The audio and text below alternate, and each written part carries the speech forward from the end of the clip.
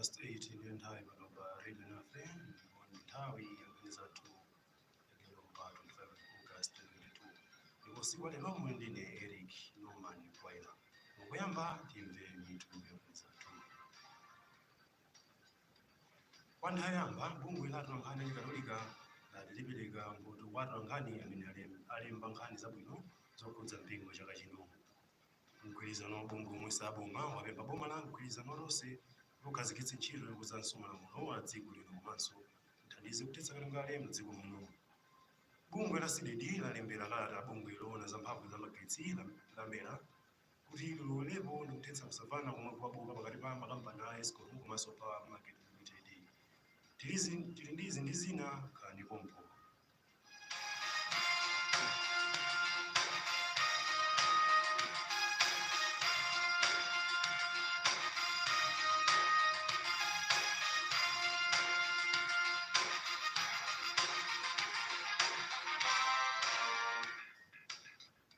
Tsopano ndikupatsani nkhani zathu mwatsatanetsatane. Mkulu wokoza mapulogalamu a project ya Eco Star Schools mu Dayosisi ya Lilongwe Chris Mabwela walimbikitsa makolo ophunzira komanso aphunzitsi m'masukulu onse amene muli projekiti kuti apitirize kusamalira ntchito zosiyanasiyana zimene zikugwiridwa m'sukulu zawo. Mabwela yankhulezera chitatu atayendera mmene zina mwa ntchitozi zikuyendera masukulu ena mu mzinda wa Lilongwe. Iwo anatsindika kufunika kuti makolo ophunzira komanso aphunzitsi apitirize kusamalira bwino zomwe apindula kudzera mu projekiti. Mabwela ayamikira masukulu akamba kochilimika kusamalira za chilengedwe. Mabwela akufotokoza zambiri kwa mtolankhani wathu Nkhani Malamba. Mwanga mukudziwa kuti mu September muno pa 9 ndi kuti masukulu akutsekera. Ndiyeno pafunikanso kukhala ndi mapulani abwino kuti zochitika ku sukulu kuja zisawonongeke. Timkuona tikulimbikitsa kuti chitukuko chikhale chokhazikika, zisakhale zoti achita siya so forth. Tsono timapitanso kuyendera kuwalimbikitsa kuona kuti kodi akonza mapulani otani pa nthawi ya holiday kuti ma project ajali kumeneko makama micro projects apitirire kuyenda bwino. Mukudziwa bwino kuti kumasukulu amene tayendera aja ndevu komanso kamazi konse kuja kuli makolo ankhumba ndipo nkhumba zawo zikukula bwino kwambiri. Konse kuja kuli madimba kumene ana amaphunzirira ndipo ndiwo zawo zamasamba zikukula bwino kwambiri. Konse kuja kuli maloni adzaladzala kapinga akuthirira kapinga wabwino kwambiri pasukulu paja pakuoneka bwino. Kuli mitengo imene adadzala ndipo ayitchingira bwino kwambiri kutetezedwa kumbuzi. Koma tsopano zonsezi zambiri mwa izo amachita ndi ana asukulu. Akamakaphunzirira amagwira ntchito yosamala zimene zija. Tsopano akupita ku holiday. Kodi mapulani awo ndi otani? Agwira bwanji ntchito ndi makolo kuti zinthu zija anaja kamakabwerera kuchoka ku holiday achazipeze kuti zili bwinobwino ndipo achapitirire kuphunzirira. Mawu ake mphunzitsi wamkulu pa sukulu ya primary ya Kamanzi Diana Munthali wayamikira project ya Eco Star Schools ponena kuti ndiyopindulitsa. Ineyo bungwe la Eco Star landithandiza njira zambiri makamaka ku sukulu ndikuona kuti aphunzitsi ukufewa kusiyana ndi wakale uja akapita ku micro project ukuko ntchito imapepukira. Komanso ineyo pa ine ndekha ntchitoyi ujeni bungwe lina landithandiza chifukwa amanena kuti zimene taphunzira ifenso tizichita implement. Ineyo ndili ndi nkhumba, ndili nazo ndikuweta, ndili ndi nkhuku more than 50 ndili nazo, ndili ndi mbuzi 5. Zimene ndikuona kunena kuti kupanda Eco Star maona kuti zinthu zimene zonse kuphunzitsanga pano. Koma panopa ine ndikuona kuti zimene zizondithandizira. Ndipo kwa nthawi yoyamba bungwe la Nkhani Katolika lipereka mbuto kwa Nkhani amene alemba nkhani zabwino zokhudza mpingo pa msonkhano pa chaka omwe ukachitikire mboma la Nkhalabe kumathero a sabata ino. Wapampando wa bungweli Samu Kalimba wati akhazikitsa ntchito yopereka mbutoyi pofuna kulimbikitsa Nkhani Katolika kugwira bwino ntchito yawo. Kalimba wati msonkhano wa pachakawu ukayamba ndi mwambo wa nsembe ya misa yomwe akatsogolere ndi ambuye Montfort Sitima. Mwazina Kalimba wamema Nkhani omwe ndi akatolika kuti apange chisankho yokhala membala wa bungweli. Msonkhano omwe uyambe mawa pa 26 ukuyembekezeka kutha pa 28 August ndipo ndi wachinambala 6 ndipo uchitika pamutu wakuti the role of journalists in solidarity and climate change resilience. Kalimba kufotokoza zambiri motere. Pambuyo pa nsembe ya misa ndikakhala ndi zoyankhula zimene zikakhale ngati zotsegulira official opening ya mwambo umenewu, ndipo mlendo olemekezeka ndi ambuye Montfort Sitima omwewo amene tikakhala nawo kumeneko. Pambuyo pa zimenezo tikalowa nyumba yomata msonkhano, ndipo mapeto kwake tikakhala ndi kupereka mphoto maoni kwa atolankhani amene alemba nkhani zokhudzana ndi mpingo chaka chimene chapitachi. Kwambiri ngati amene ndingawapemphe kuti abwere mochuluka ndi atolankhani amene ali akatolika pa ubatizo komanso akugwira ntchito ku nyumba iliyonse yowudzira mawu m'dziko muno kapena akugwira ntchito za communications kwina kulikonse. Amenewo mpando wa bungwe la atolankhani chikatolika Sam Kalimba. Mgwirizano mabungwe omwe saboma National Advocacy Platform wapempha boma la mgwirizano tonse likhazikitse ntchito za malamulo a dziko lino komanso kubweretsa poyera anthu onse amene akukhudzidwa ndi nkhani zakatangale m'dziko muno. Wapa mpando wa mgwirizanowo Benedict Kondowe wayankhula izi pa msonkhano wa atolankhani ku Lilongwe omwe mwazina watsindika kufunika kuthetsa kusavana komwe kulipo pakati pa bungwe la ACP komanso ofesi ya mkulu wa boma ozenga milandu TPP pofuna kupereka mwayi wa ntchito kulimba ndi katangale m'dziko muno. Kondowe wati bungwe la ACP likuyenera kufotokozera Malawi tsatanetsatane wa ntchito kafukufuku wake okhudza anthu amene akuganiziridwa kuti anachita zakatangale. Kondowe akufotokoza zambiri. Nkhani yayikulu ndiyonena kuti ofesi ya ACP akhala kupanga kauniuni ma investigations awo pa nkhani zokhuza katangale, pa nkhani zokhuza sata ndi anthu akosiyanasiyana. Ena ndi aphungu a nyumba ya malamulo, kumakhoti, ma NGO omwe ndi ena otero. Ndiye tikunena kuti nthawi yakwana yonena kuti ACP ituluse statement imene itafotokozera Malawi pamene nkhanizo zili. Kodi ma investigations amene akhala kupanga ndi ati ali pati, nkhani zimene zinapita ku court zili pati, kuti Amalawi amene ndi ena ake amphamvu zimene ACP ikugwiritsa ntchito akhale ozindikira pa nkhani zimenezi, chifukwa tikuona kuti Amalawi akusatira mbuyo kuti akhale odziwa kunena kuti kodi pa nkhani zokhuza corruption tili pati cheni sakuchiziwa. Ende tikunena kuti mboma la democracy komanso tikatengera nsanamira za constitution yathu ikunena kuti anthu oyenera kudziwa ndi anthu amene akuyika atsogoleri mpando.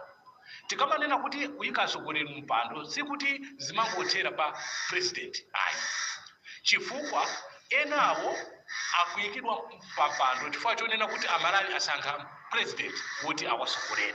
So udindo woyika atsogoleri pa mpando umafikira magawo wonse kuphatikizapo mtsogoleri amene akuyendesa bungwe limene la Anti-Corruption Bureau, mtsogoleri amene akuyimira ofesi ya Director for Public Prosecution, atsogoleri amene tili nawo kumakhoti, ma judges, ma justices, chief justice ndi ena wotero, nthambi za boma zosiyanasiyana. Ndipo mmodzi mwa mamembala a mgwirizano Babla Banda watsindika kufunika kuonekeranso malamulo a dziko lino. Ineyo bungwe la Ecostal ndithandiza njira zambiri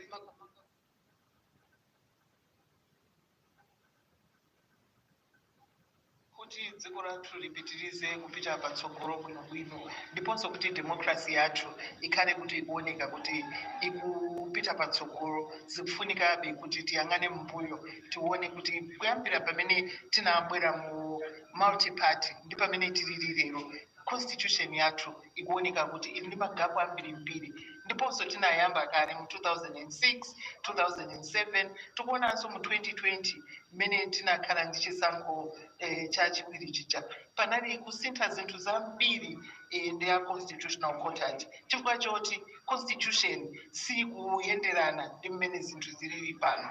Ndiye tikunena kuti panopo zikufunika mwachangu ndipo molimba mtima kuti constitution isinthe, amakhoti akamapereka zilango akamatanthauzira malamulo athu zikhale kuti zikuyenderana ndi nyengo zino.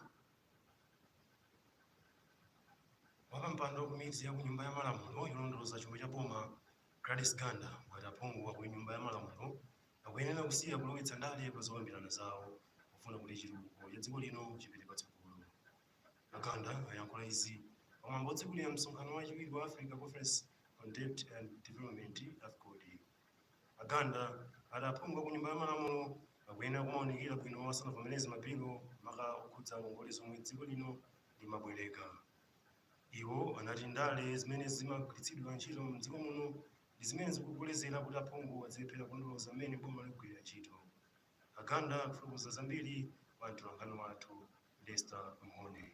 Experience yanga imene ndaiona inokhala MP ndaona kuti zambiri sitikuchita bwino ngati aphungu a nyumba ya malamulo manga makasungalichawa budget timakhoza bwera ndi mabilo andalama parliament muja mwina tsiku lomwero bill yapita malamulo a parliament amanena kuti bill ino yonse yakabwa parliament ipite ku committee kuti komiti akayiwunikire. Nthawi zambiri zimene ziyese zikuchitika yayi mabilo sapita ku committee anthu sikukhale nthawi yowonikira bwino.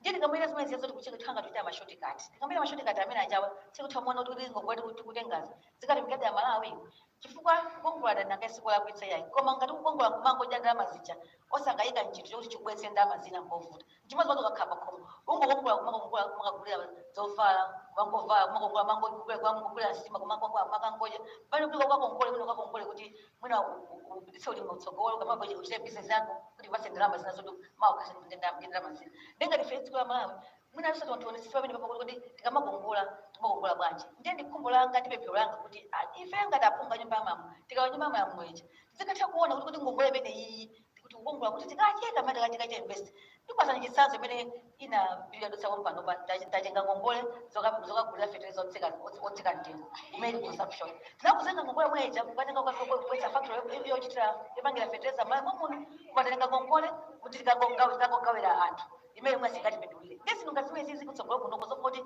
tizitenga ngongole ukutwanga anthu athu situ ndi nakuti fertilizer otsika ngoimba iya timene tunana kuti tikoza kutenga ngongole ija mwezi factory yopanga fertilizer otsika mtengo ndio limene development. Amene homa Gladys Ganda imwe ndi wampando wa komiti ya kunyumba ya malamulo yolondoloza chuma cha boma. Kumbukirani kuti nkhani izi zikufikani kuno kuchokera kuno ku Radio Alinafe ndipo siku lero mwendine Eric Norman Kwaila. Kupitirira ndi nkhani zathu. Pamene nkhondo yolimbirana mwini wa chiphaso yogulira magetsi pakati pa makampani a Eskom komanso Power Market Limited Single Buyers License pa Chingerezi, bungwe la Center for Democracy and Economic Development Initiatives CDD lalembera kala la bungwe loona za mphamvu za magetsi la Mera kuti lilolepo ndi kuthetsa kusavana pa nkhani iyi. Mkulu wa bungwe la CDD Sylvester Namiwa wati kusavana pakati pa mbali ziwirizi kuyenera kuthetsedwa msanga kamba kuti zotsatira zake zikupinja Malawi omwe ndi osalakwa. Anamiwa ati alemberanso kalata gavana wa banki yaikulu mdziko muno Dr. Wilson Banda kuti afotokozere Malawi zifukwa zimene makampani ena opanga mphamvu za magetsi amagwiritsa ntchito ndalama za ku America m'malo mwa ndalama za dziko lino. Mwazina iwo ati nduna zoona za mphamvu za magetsi ikuyenera kubweretsa mayankho pavuto la kutimtima kwa magetsi. Mwazina kupempha nduna zoona zachuma kuti udzapereke ndalama zochuluka ntchito za magetsi mu ndondomeko ya chuma cha boma yomwe ikubwera. Anamiwa akufotokoza zambiri. Kapeza kuti kampani zina zikumachanja mamiliyoni dola fedha kuti ngati dola yakwera kwanyanje pamphamvu kuti kuti magetsanjira kukwera izi zikusana kwathunthu malamulo achikuli ale zimenezo dalemera ngapana ali Central Bank ya Malawi kuti azikunike zimene komanso tapeza kuti Eskom idasayina macontract migwirizano yofuna kuona kuti ndi makampani ena okupanga magetsi oyipa kwawo andale amafuna azituweko ndiye kupempha kuti aboma aonetsese kuti makampani migwirizano yonse imene yasayina ya Eskom ikhalofuna kuti Amalawi asamalipire akulira magetsi mdziko muno.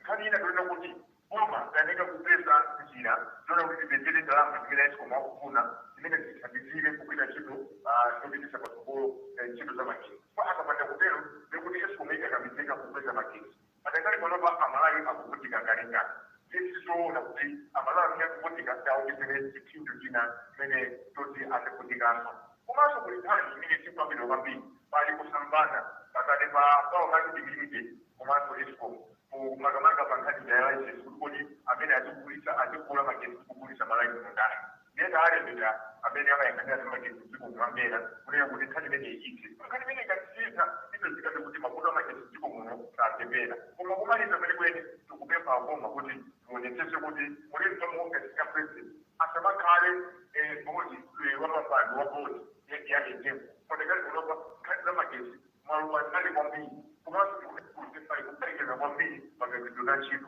tiwananga zimene zisizikonzedwa ndiye kuti vuto la magetsi dziko muno silitha amenewo Sylvester Namiwa yemwenso ndi mkulu wa bungwe la CDD.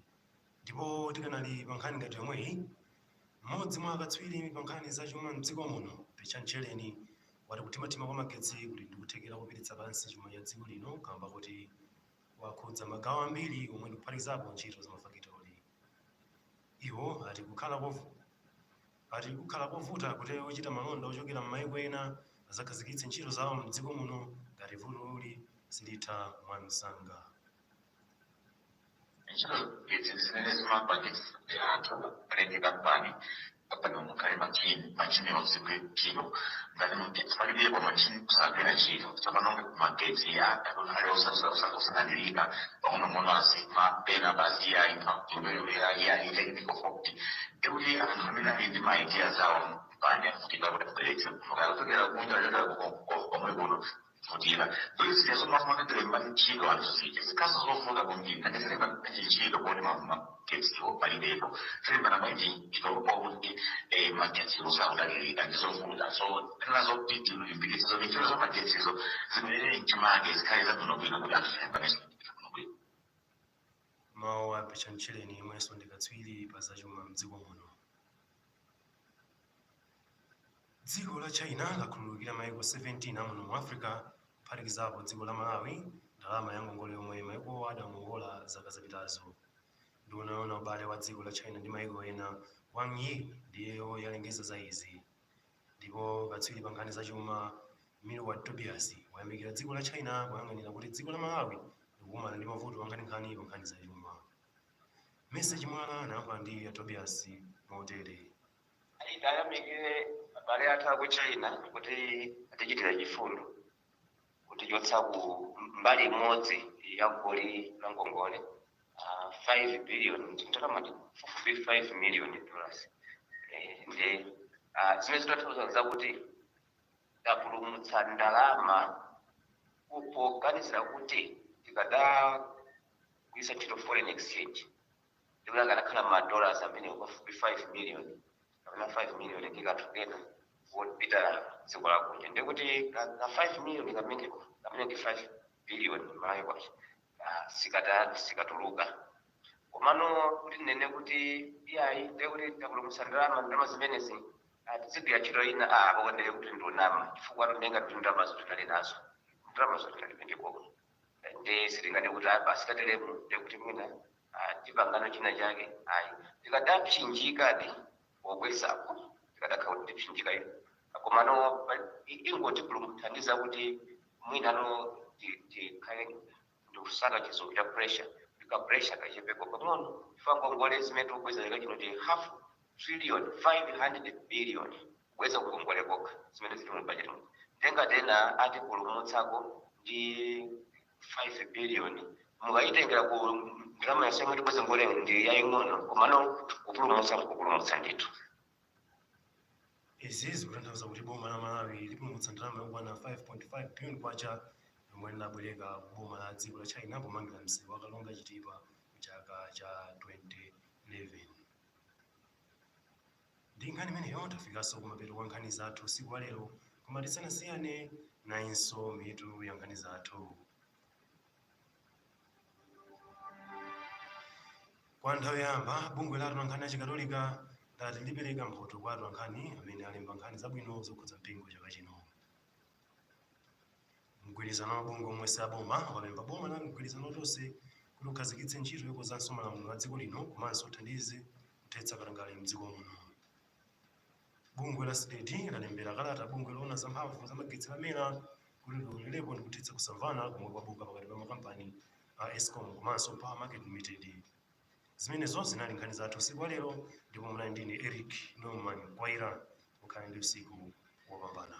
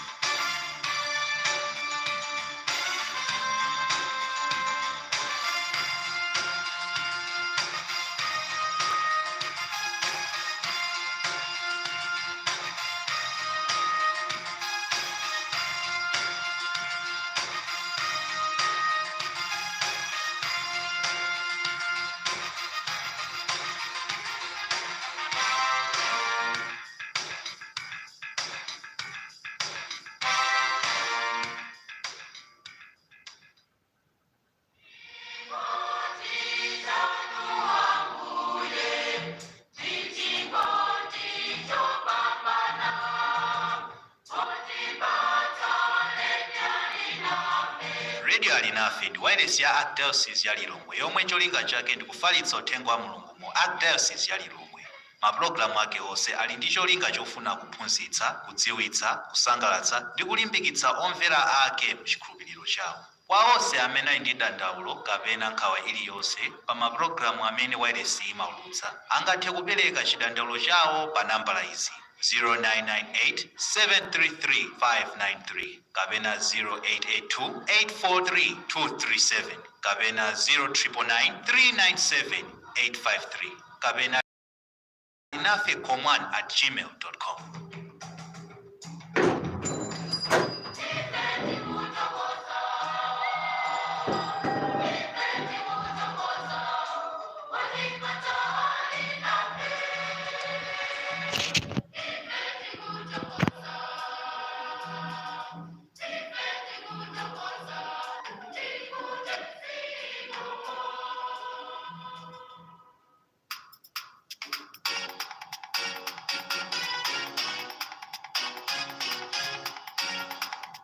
Nambuma girls